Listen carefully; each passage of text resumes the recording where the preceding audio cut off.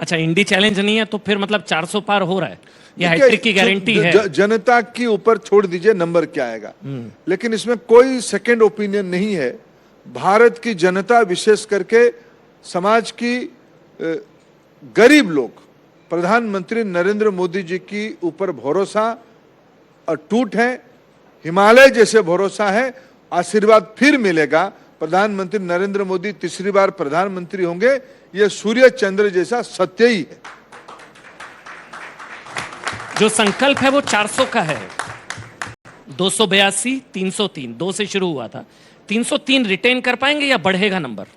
देखिए, एक अद्भुतपूर्व, पिछले बार से बहुत बड़ा अद्भुतपूर्व जनादेश आएगा, क्योंकि मैं राजनीतिक कार्यकर्ता करके 84 से काम कर रहा हूं जी, और राजनीतिक छात्र के नाते देश की आजादी के उपरांत से लेकर अभी तक सभी चुनाव को पढ़ता हूं और समझने का विनम्र कोशिश करता हूं।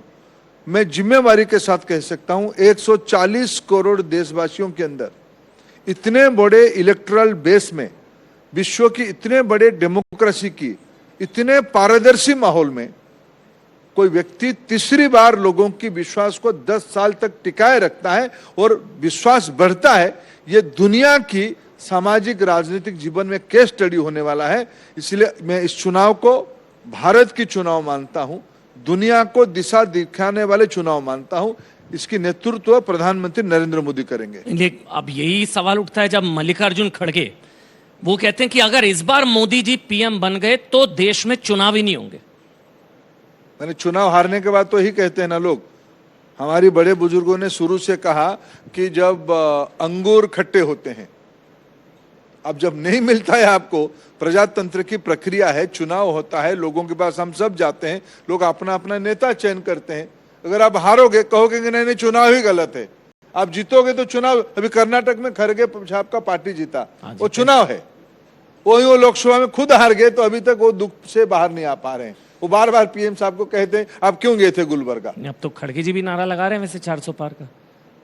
देखो, मैं ज्योतिषी नहीं हूं, मैं भारत की गरीब लोगों पे, वंचित वर्गों से भरोसा रखता हूं।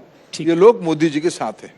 सर, इस विश्वास या कॉन्फिडेंस के पीछे क्या मैं ये जोड़ूं कि मंदिर निर्माण के बाद ये राह थोड़ी और आसान हुई, या ये नंबर और बढ़ेगा, या मंदिर निर्माण से चीजें और आसान हो गई हैं? देखो, ये 10 साल की पॉलिटिक्स ऑफ परफॉर्मेंस की एग्जामिनेशन देने की टाइम आई है।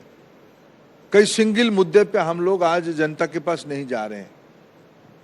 कई सारे विषय, जो विषय प्रधानमंत्री जी ने 2013 से कहना शुरू किया था कि मेरे सरकार आएगा तो जन आशीर्वाद मिलेगा तो मैं क्या क्या करूंगा, मेरे को सेवा के अवसर मिलेगा तो मैं क्या क्या करूंगा जी। आप एक एक उठा के देखिए, जो कहा था उसको हमने विनम्रता से पूरा करने का भरपूर कोशिश किया और कर भी दिया है।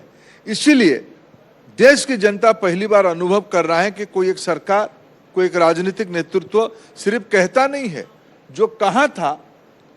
आज 25 करोड़ लोग गरीबी रेखा से बाहर आए हैं। बिल्कुल। 11 करोड़ लोगों की घर में टॉयलेट बनी है। 10 करोड़ महिलाओं के नाम पे उज्ज्वला योजना में, प्रधानमंत्री उज्ज्वला में clean cooking fuel gas cylinder मिली है। 4 करोड़ प्रधानमंत्री आवास योजना में 1.5 लाख रुपया की घर मिला है जी। आज पहली बार महिलाओं की, छात्राओं की संख्या हायर एजुकेशन में 28% की ग्रोथ हुई है। स्टेम एजुकेशन में दुनिया की सबसे ज्यादा लड़कियां कहां पढ़ रहे हैं, तो भारत में ही पढ़ रहे हैं, 43%। यह सब एक से एक नहीं है, ये सब अलग अलग एक है। आज 30 करोड़ लोगों को मुद्रा लोन दिया गया है। 32 लाख खाताधारियों को, लाभार्थियों को उनकी देनदारी बिचौलियों को बाहर रख के सीधा खाते में गए हैं। यह सारा विषय की एक क्यूमुलेटिव इंपैक्ट विश्वास से परिवर्तित हुई है, भरोसा से परिवर्तित हुई है। ये सिर्फ कहा नहीं गया, एक एक घर में आप जाओ, 15-20 प्रकार की सुविधा पिछले 10 साल में, जिनको उन्होंने दशक तक इंतजार किया था, डिकेड्स तक इंतजार किया था, पिछले 10 साल में उनके घर तक पहुंची है, पारदर्शी तरीके से पहुंची है, बिना सोचे पहुंची है। आयुष्मान भारत योजना हो, आयुष्मान मंदिर की बात हो, सड़कों के बारे में बात हो, 11 लाख करोड़ रुपया की कैपिटल स्पेंडिंग इस बार हो रही है। रोजगार सृजन हो रहा है, 1 करोड़ 40 लाख लोग सिर्फ भारत सरकार की स्किल मिनिस्ट्री के अंदर से स्किलिंग इकोसिस्टम में आए हैं, उसके अलावा अन्य विभाग और राज्य सरकारें। भारत आज विश्व की 5 नंबर की अर्थनीति बन चुकी है। भारत की और दुनिया की सारे उद्योग आंख उठा के देख रहे हैं। ऊर्जा के क्षेत्र में हम दुनिया में हाइड्रोजन के माध्यम से नया इकोसिस्टम खड़ा करने वाले हैं। भारत ग्लोबल लीडर की ओर बढ़ रहा है अपने सामर्थ्य से। ये सारे पिछले 10 साल में हुए हैं।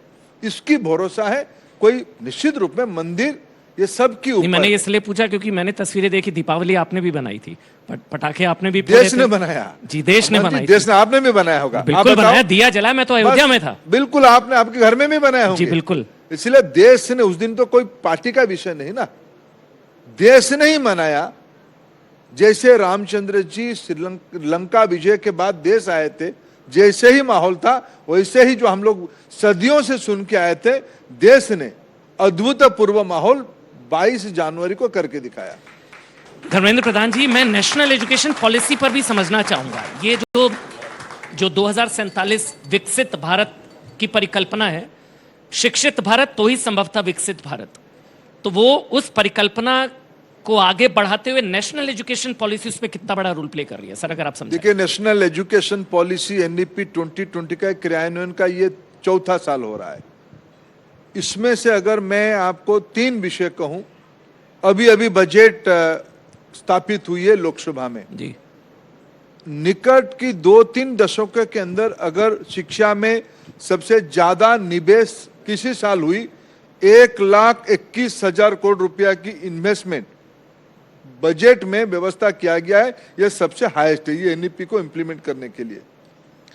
1 लाख करोड़ रुपया के कॉर्पस फंड बनाया गया भारत में इनोवेशन को बढ़ावा देने के लिए, भारत में एंटरप्रेन्योरशिप को बढ़ावा देने के लिए।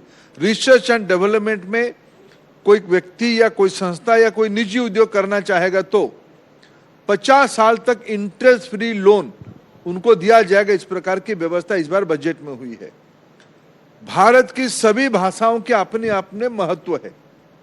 पहली बार मैकॉले पद्धति से बाहर आके 1835 में मैकॉले ने एक मिनट्स बनाई, भारत को लंबे समय तक पराधीन करने के लिए किसी एक भाषा को यूज किया गया। हमें कोई भाषा से वैर नहीं, विश्व की कोई भी भाषा हमको फायदा देगा तो हम उसको पढ़ेंगे, लेकिन भारत की वो व्यक्ति तब समृद्ध हो पाएगा अगर खुद की मातृभाषा में वो स्पष्टता बढ़ाएगी। ये राष्ट्रीय शिक्षा नीति की इंप्लीमेंटेशन का हिस्सा है। और मैं बिल्कुल स्पष्ट जिम्मेवारी के साथ कहूं, भारत को विकसित भारत बनना ही है तो भारत की शिक्षा विभाग ही, स्किल डेवलपमेंट विभाग ही उसकी 2 ही पहिया होंगे जो भारत को विकसित होने में आगे ले जाएगा। एक और सवाल सब, हाल ही में एक फेक न्यूज कह लीजिए या एक इशू हुआ था जिसमें कुछ आंकड़े कोट किए गए थे राहुल गांधी की तरफ से। उन्होंने कहा कि रिजर्वेशन SC ST OBC का खत्म करने वाले हैं आप लोग।